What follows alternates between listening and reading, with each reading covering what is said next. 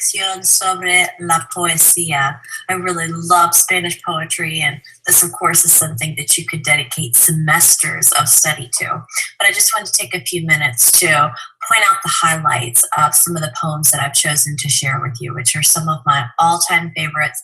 Some of them are really easily memorizable and really just kind of stick in your head. So I wanted to share with you some of the rimas of Gustavo Adolfo Beckett.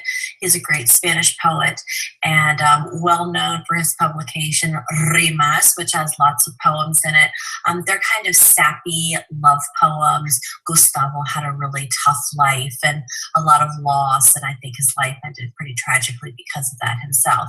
But his poems are not all sad and depressing, and I wanted to start with Rima 21, which is the first one you have here. ¿Qué es poesía? Is what it's frequently called, and it goes like this. ¿Qué es poesía? Dices, mientras clavas en mi pupila tu pupila azul. ¿Qué es poesía? Y tú me lo preguntas.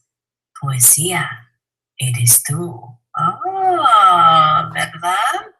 ¿Qué es poesía? What is poetry, you say, while you nail in my pupil your blue pupil? ¿Verdad? Now, that's not a poetic translation. That's a literal translation. A poetic translation might be something more like, what is poetry? While you look into the depths of my soul, right? While you look in my eye with your eye. ¿Qué es poesía? Y tú me lo preguntas. What is poetry? And you ask me that? Poesía eres tú. You are poetry. A lot of times with poems, in English as well, if you switch around the order, it makes better sense. So instead of poesía eres tú, if you said tú eres poesía, say, oh, that makes better sense. You are poetry. So if you're looking for something to present to someone special, this just might be it. ¿Qué es poesía? Bien, let's move on then to Rima 23, which is equally scintillating. Por una mirada, un mundo. Por una sonrisa, un cielo. Por un beso, yo no sé qué te diera por un beso. For a look, a world. For a smile, a sky. For a kiss, I don't know what I would give you for a kiss. ¿Verdad? This person would give the world for a look or a glance, would give the sky or the heavens even, por cielo, the sky or heaven for a smile, por un beso, for a kiss. I don't know what I would give you for a kiss. That would just be unmeasurable, ¿verdad? Por una mirada, un mundo. Por una sonrisa, un cielo. Por un beso, yo no sé qué te diera por un beso. Bien, and another one of my favorites is Rima 38, and I have a great story about this one too. It goes like this. Los suspiros son aire y van al aire. Las lágrimas son agua y van al mar. Dime, mujer, cuando el amor se olvida, ¿sabes tú a dónde va? Es una pregunta muy profunda. Sighs are air and go to the air, right? When you sigh, it's air and it goes to the air. Las lágrimas son agua y van al mar. Tears are water and go to the sea. They say all water goes to the sea, ¿verdad? Dime, mujer, tell me, woman, cuando el amor se olvida, when love is forgotten, ¿sabes tú dónde va, a dónde va? Do you know where it goes to? A deep question, ¿verdad? ¿Sabes tú a dónde va? Clase, my funny story about this is that years ago, when I was much younger, I was at a party and someone told somebody that I spoke Spanish, which happened to me millions of times and resulted in all kinds of interesting adventures. But on this particular occasion, someone told someone that I spoke Spanish. And as I was getting some shrimp off the table, this guy came up next to me and said, Los suspiros son aire y van al aire. And I turned around and said, Las lágrimas son agua y van al mar. And then we said together, Dime, mujer, cuando el amor se olvida, ¿Sabes tú a dónde va? It was really bizarre. And then he just kind of walked away. But it goes to show how common this poem is. Everybody kind of knows it that speaks Spanish. And so I think he was testing me out to see if I knew it. And I did. Yeah. And it also asks a deep question: where does forgotten love go? It's a good thing to contemplate. But the next one, Rima 53, I'll leave for you to check out on your own. It's a little more involved. Volverán las oscuras golondrinas en tu balcón sus nidos a colgar.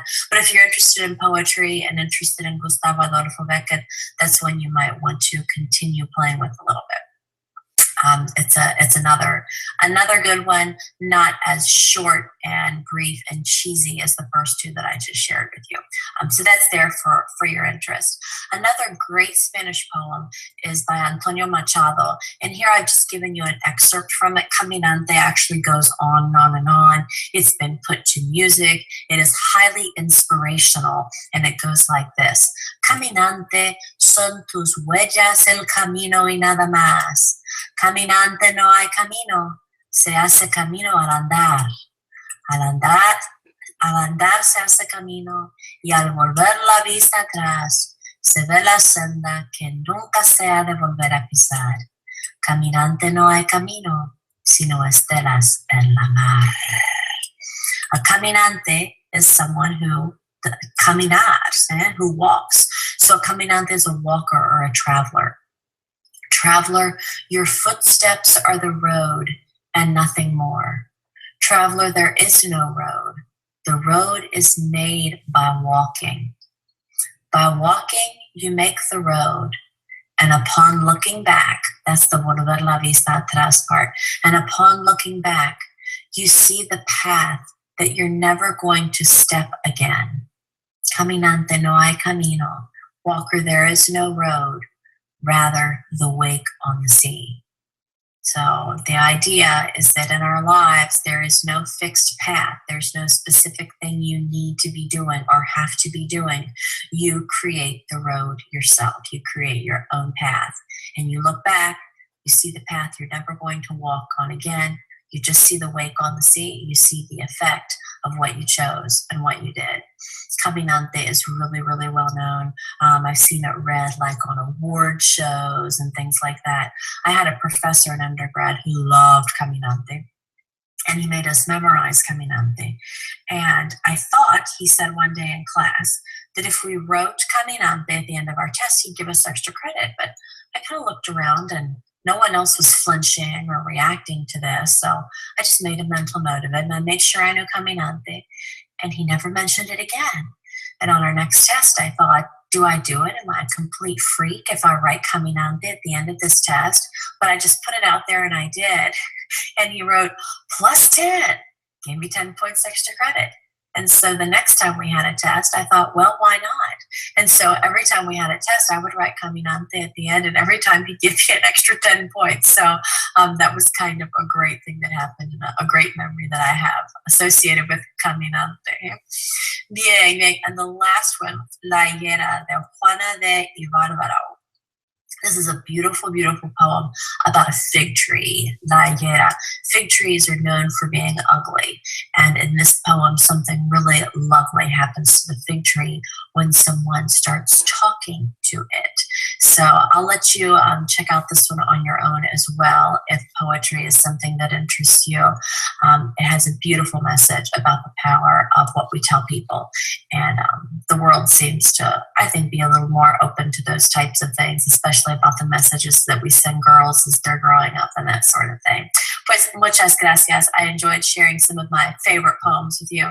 And if you are inspired to present, especially those first two rimas by Gustavo Adolfo Beckett, I highly recommend it. Years ago, a student of mine presented one to his prom date because her parents were from Argentina, and they were absolutely delighted and standing on the porch clapping as he recited rimas de Gustavo Adolfo Beckett to them. Bien, pues muchas gracias, amigos, y hasta la próxima. Chao.